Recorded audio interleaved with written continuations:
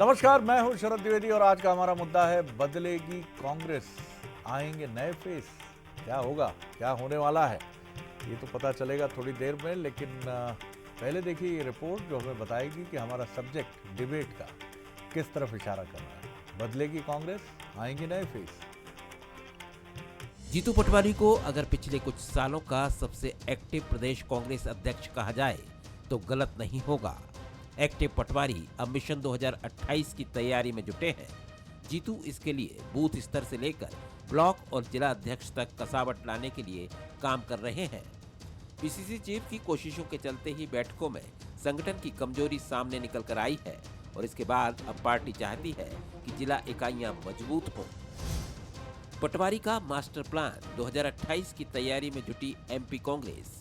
जीतू पटवारी भर रहे कार्यकर्ताओं में जोश, संगठन की कमजोरी पर कर रहे काम, जिला इकाइयों को मजबूत करने का प्लान, जल्द बदले जाएंगे निष्क्रिय पदाधिकारी, 3 साल से जमे जिला अध्यक्षों को भी बदलने की तैयारी, जमीनी नेताओं को कमान सौंपने की रणनीति, बदलाव की नीति से हासिल होगी जीत, संगठन स्तर पर बदलाव को लेकर हो चुका है मंथन, दिल्ली में हाईकमान के साथ भी बनी सहमति।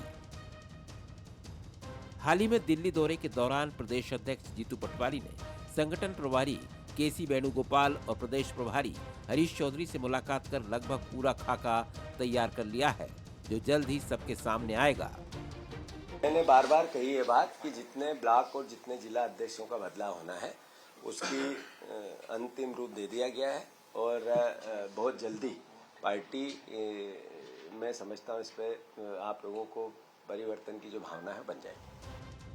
लंबे वक्त से गुटबाजी कांग्रेस की सबसे बड़ी परेशानी रही है। इसी ने पार्टी को सबसे ज्यादा नुकसान पहुंचाया है। अब मिशन 2028 को ध्यान में रखकर प्रदेश अध्यक्ष सबको साथ लेकर चलना चाहते हैं। वहीं कांग्रेस के प्रयोग को बीजेपी गुटबाजी और अंदरूनी लड़ाई बता रही है।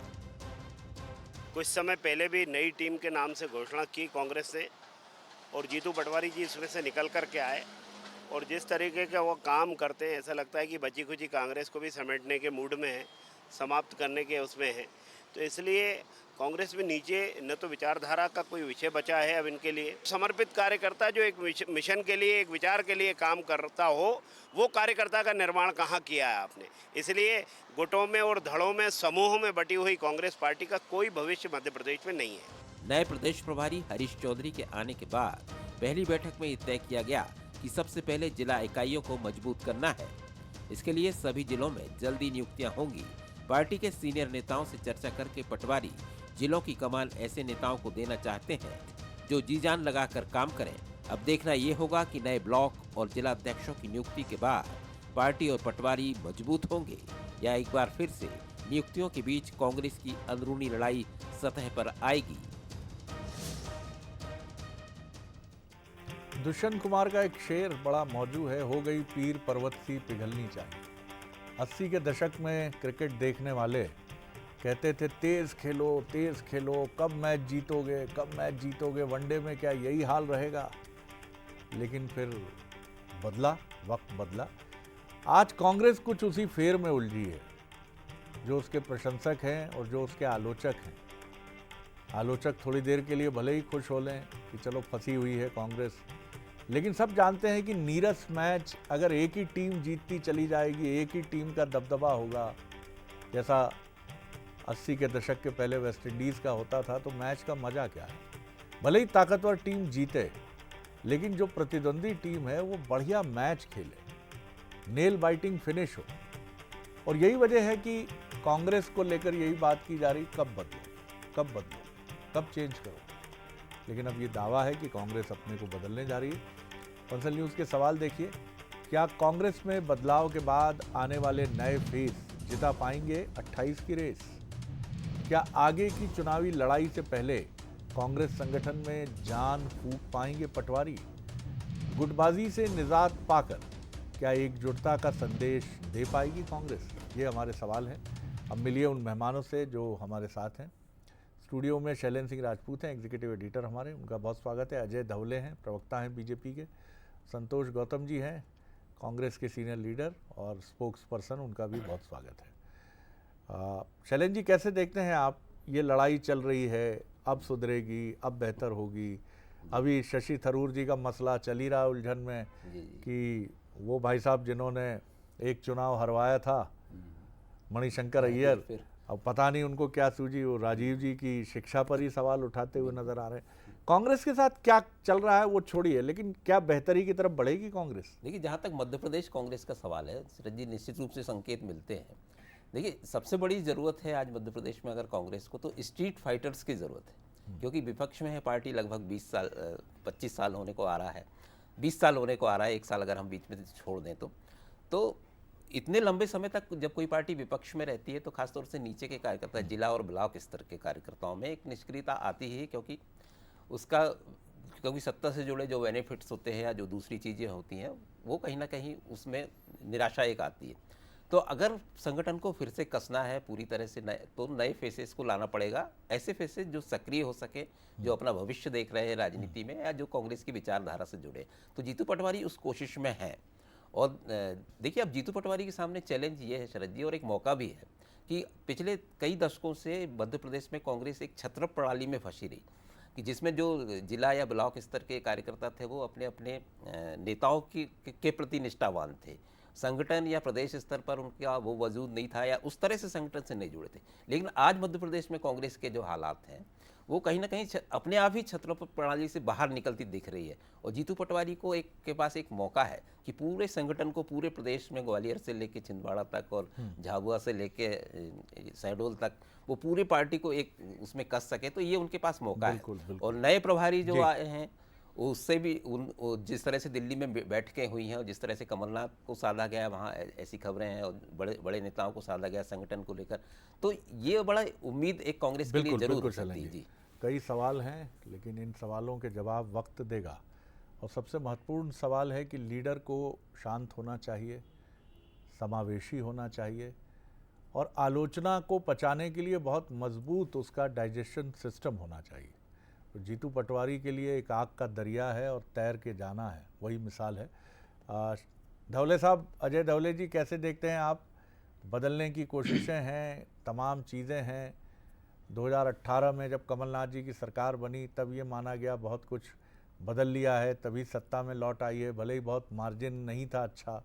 कैसे देखते हैं आप कांग्रेस की इन कोशिशों को? जी जी शरद जी, मुझे लगता है फिर से वही ढाक के तीन पात, वही कांग्रेस की पुराना जो राग है, वही राग वही डफली।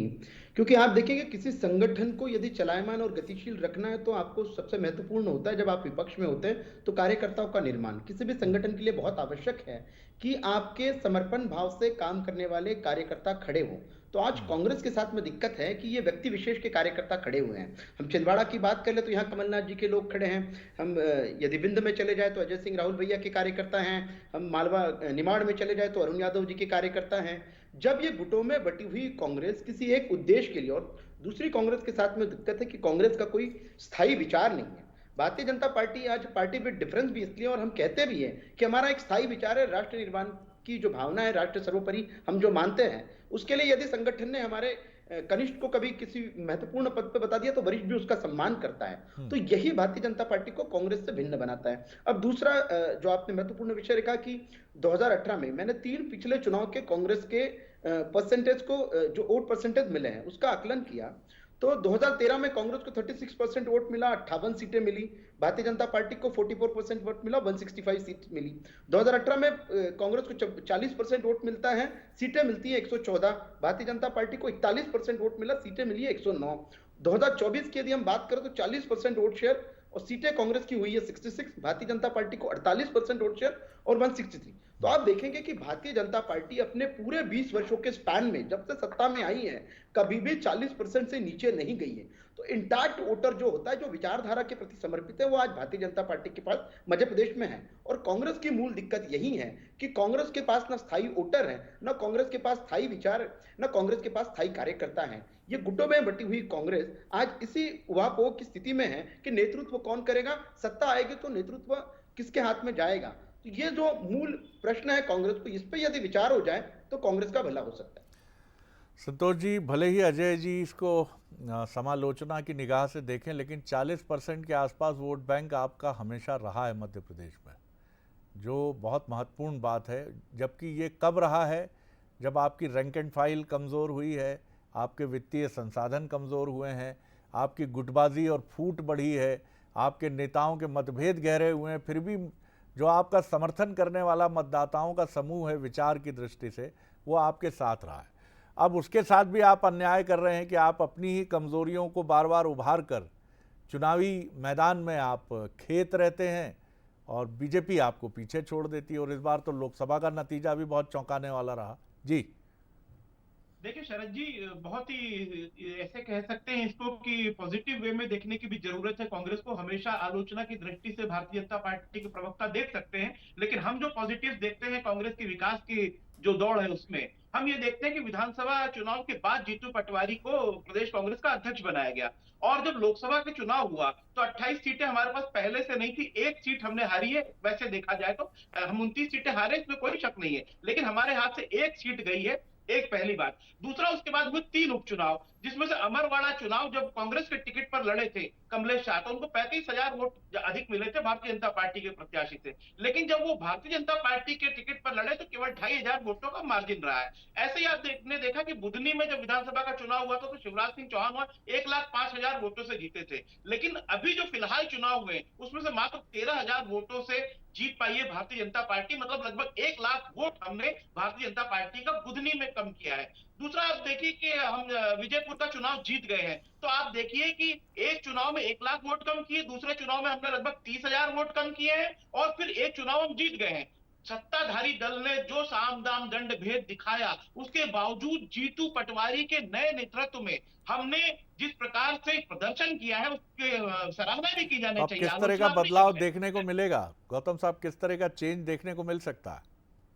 देखिए, जो संगठन की जहां तक बात है, निश्चित रूप से काफी दिनों से कई अध्यक्ष वहां संगठनों में काबिज हैं, तो उनको भी हटाए जाने की जरूरत है। जहां जहां आप देखेंगे गुणवत्ता के आधार पर, गुण दोष के आधार पर नए परिवर्तन होना लाजमी है, और वो बहुत जल्दी होने वाले हैं। और जीतू पटवारी जी ने जिस प्रकार से प्रदेश कार्यकारिणी की घोषणा की है, तो वो दिन दूर नहीं कि जब जिलों में भी परिवर्तन होगा। और जीतू पटवारी की जो बात है, अभी आपने थोड़ी देर पहले वेस्ट इंडीज का उदाहरण दिया कि वेस्ट इंडीज टीम जमी जमाई थी 80 के दशक में और 83 में वर्ल्ड कप जीता है, तो 83 में वही स्थिति थी भारतीय टीम की जो भी फिलहाल कांग्रेस की चल रही है। मैं ये कह सकता हूं कि कपिल देव के नेतृत्व में जिस प्रकार से वेस्ट इंडीज के से वर्ल्ड कप हमने छीना, और जिस प्रकार से जिम्बाब्वे के विरुद्ध धुआंधार पारी खेली थी कपिल देव ने, आज जिस प्रकार से जीतू पटवारी लाठियों की मार खा रहे हैं, वाटर कैनन की मार खा रहे हैं, मैंने तो नहीं देखा कई दिनों से, भले ही कांग्रेस के रहे हो चलिए अध्यक्ष है, जी इस तरीके से रहे हो भारतीय जी जनता पार्टी के अध्यक्ष रहे, इस प्रकार से वो मैदानी संघर्ष कर रहे हैं, तो जीतू पटवारी की इस मामले में सराहना की जानी चाहिए। और जैसा कि आपने अपनी रिपोर्ट में बताया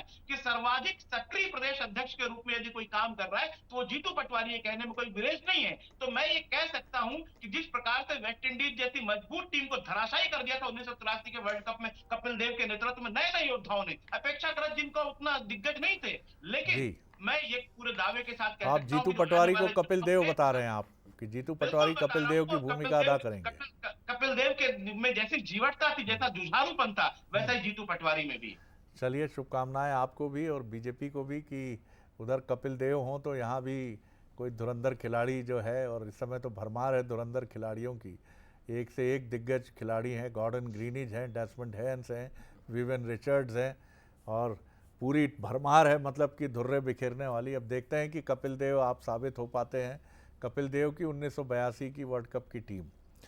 शैलेंद्र, कांग्रेस की 2-3 जो चुनौतियां हैं वो ये है कि वो क्षत्रप के ही सिस्टम में काम कर पाती है। जी जी दूसरी बड़ी चुनौती है कि नेहरू गांधी परिवार से अलग नहीं काम कर पाती है, और यही बीजेपी चुटकी बार बार लेती है कि भैया आप नेहरू गांधी परिवार के पास से तो निकल नहीं पाते, आप क्षत्रपों से अलग तो हो नहीं पाते। ऐसे में जब हम देख रहे हैं कि अरुण यादव जी का ऑरा क्या उतना मजबूत है, ये सवाल मैं रख रहा हूँ। अजय सिंह जी का ऑरा क्या उतना मजबूत है, दिग्विजय सिंह जी का ऑरा क्या उतना मजबूत है, कमलनाथ जी तो छिंदवाड़ा में हमेशा से वहीं से उधर उनका दायरा वहाँ तक ही रहा। किस तरह आप देखते हैं कि इन चुनौतियों के बीच में कांग्रेस कैसे बिना क्षत्रप सिस्टम के कैसे आगे बढ़ पाएगी मध्य प्रदेश में? देखिए, ये निश्चित रूप से आप सही कह रहे हैं कि छत्रप प्रणाली से बाहर आना सबसे बड़ी चुनौती, जैसे कि मैंने पहले कहा जीतू पटवारी के लिए। तो छत्रप प्रणाली अब देखिए शरद जी वैसी नहीं रही है जो पहले, अगर हम 20 साल पहले देखें जिस तरह की मजबूत लीडरशिप थी इस तमाम क्षेत्रों में, अब उतने, क्योंकि सत्ता से बहुत दिनों से दूर है, कार्यकर्ता जब नेता से जुड़ता है तो उसमें सत्ता का भी बड़ा योगदान होता है। तो अगर सत्ता से दूर है तो नेता भी कमज़ोर पड़ता है, क्योंकि काम नहीं होते हैं कार्यकर्ताओं के। तो वैसे इंटैक्ट है कार्यकर्ता कांग्रेस से, अब ऐसा लगता नहीं है। और ये मैदान पे भी दिखाई देता है, जब चुनाव होते हैं, कोई बड़ा नेता जाता है तो उसका प्रभाव कैसा है। आज से और 15 साल पहले की कांग्रेस में बहुत अंतर है। तो जीतू पटवारी अगर प्रयास करते हैं, और देखिए पीढ़ी भी बदल गई है, अब युवा पीढ़ी आ रही है, जो पुराने छत्रपों से जुड़े हुए लोग थे वो भी अब उस तरह से सक्रिय नहीं है। तो इसलिए मैं कह रहा हूँ कि मैदान खुला हुआ है जीतू पटवारी के लिए, कि छत्र प्रणाली से निकलना का मौका इस समय है कांग्रेस के पास, कि पूरे मध्य प्रदेश को साधा जा सके कोई एक नेता एक लीडरशिप के अंडर में। तो वो जीतू पटवारी के पास मौका है, और वो भी ये चीज़ समझ रहे हैं। और जिस तरह से उन्होंने प्रयास किए हैं, कि आपने देखा होगा कि वो कमलनाथ हो, चाहे दिग्विजय सिंह हो, चाहे अरुण यादव हो, उनके प्रभाव में उस तरह से जीतू पटवारी नहीं आया है, आपने देखा होगा। और उसका एक बड़ी वजह ये है कि वो सीधे राहुल गांधी से भी जुड़े हुए। बड़ा अंतर यही है कि वो राहुल गांधी से जुड़े हुए हैं। इसके पहले जो नेता रहे जी। उनके लिए शायद ये चीज नहीं थी, और कमलनाथ जी के लिए तो विशेषकर नहीं थी। शायद राहुल गांधी भी उनकी वरिष्ठता से असहज होते थे, और कमलनाथ जी भी उनके। एक चीज और मैं इसमें जोड़ना चाहूंगा, कहीं ना कहीं पहले केंद्रीय नेतृत्व था वो इन पे डिपेंड रहता था, चाहे कमलनाथ हो चाहे दिग्विजय सिंह हो, एक डिपेंडेंसी थी, क्योंकि लीडर बड़े मजबूत थे काफ़ी सालों से।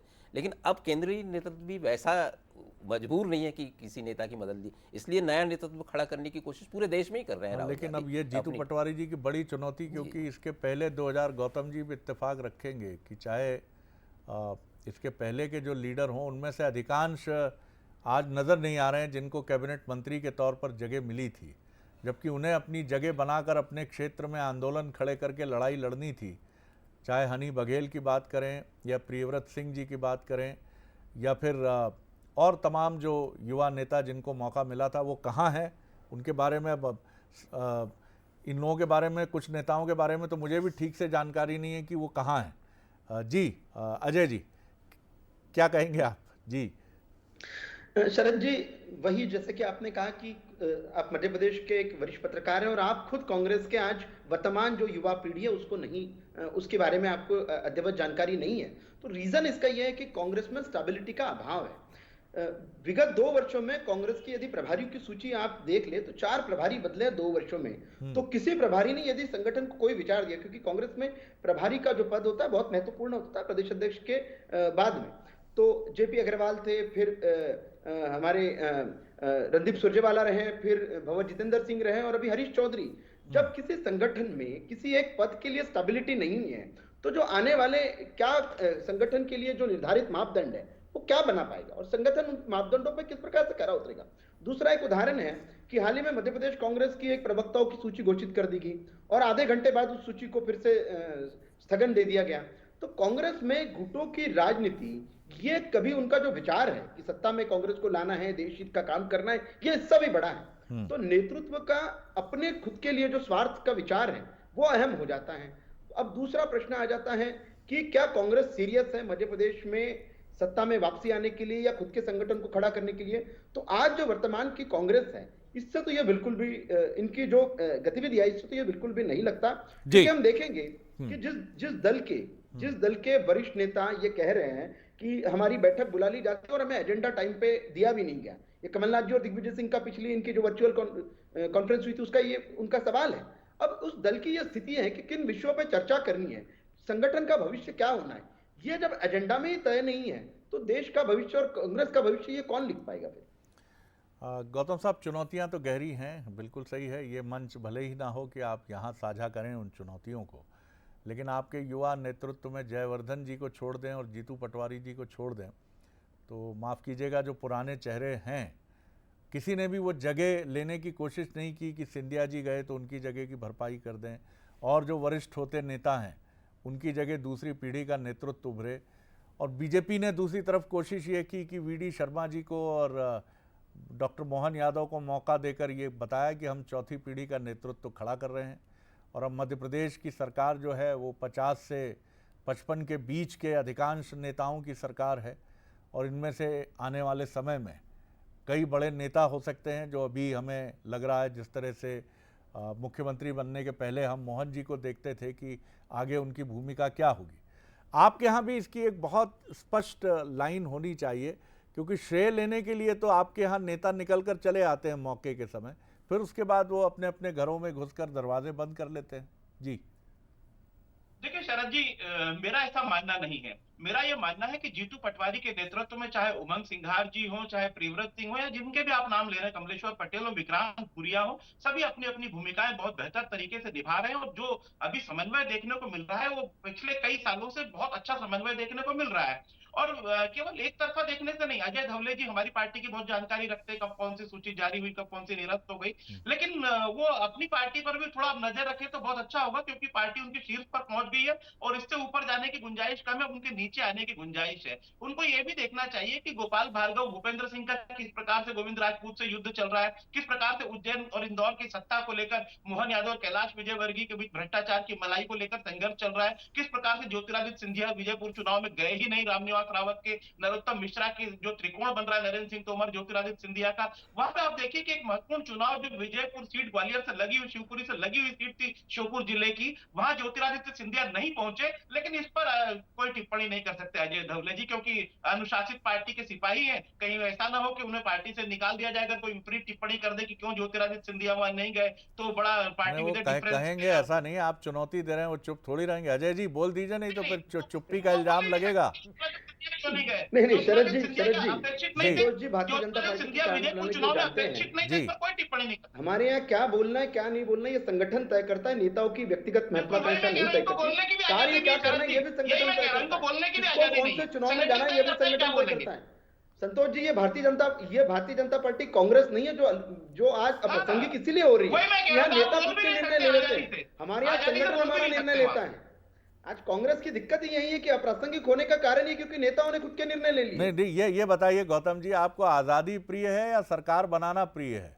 नहीं, देखिए मैं ये कह रहा हूं कि जरूरी नहीं है कि अगर अजय धवले जी को अपने विचार प्रकट कर देंगे तो उनको संगठन से निकाल दिया जाएगा। लेकिन जब कांग्रेस की गलतियां गिनाते हैं तो उनको ये क्यों नहीं बताना चाहिए कि ज्योतिरादित्य सिंधिया क्यों नहीं कहते विजयपुर चुनाव में, केवल मेरा इतना इस पे खूब चर्चा हुई है पार्टी में। सिंधिया जी ने जो कहा था उस समय खूब चर्चा हुई है इस पर। वही तो मैं कह रहा हूं, उस पर चर्चा हुई है। सिंधिया जी ने कहा मुझे बुलाया नहीं गया, संगठन ने कहा कि हमने आमंत्रित किया था उन्हें, ये तमाम बातें हुई हैं। बहरहाल लेकिन संघर्ष का रास्ता चुनना ही होगा, और संघर्ष का रास्ता बहुत महत्वपूर्ण रास्ता होता है, और जहां आपको अपनी व्यक्तिगत बहुत सारी चीज़ें, राग द्वेष छोड़ना पड़ता है। तो संघर्ष के इस रास्ते पर कांग्रेस को अपने को चलने के लिए तैयार करना है, क्योंकि सत्ता में आना या ना आना महत्वपूर्ण नहीं है। महत्वपूर्ण ये है कि अखाड़े में लगातार बार बार अपने प्रतिद्वंदी के हाथों परास्त होना, वो ज़्यादा चुभने वाली बात है। और जब तक कांग्रेस के नेता और कार्यकर्ता इस चुभन को आत्मा तक, अंतरात्मा तक महसूस नहीं करेंगे, तब तक शायद वो लड़ाई के लिए पूरी तरह से तैयार नहीं होंगे।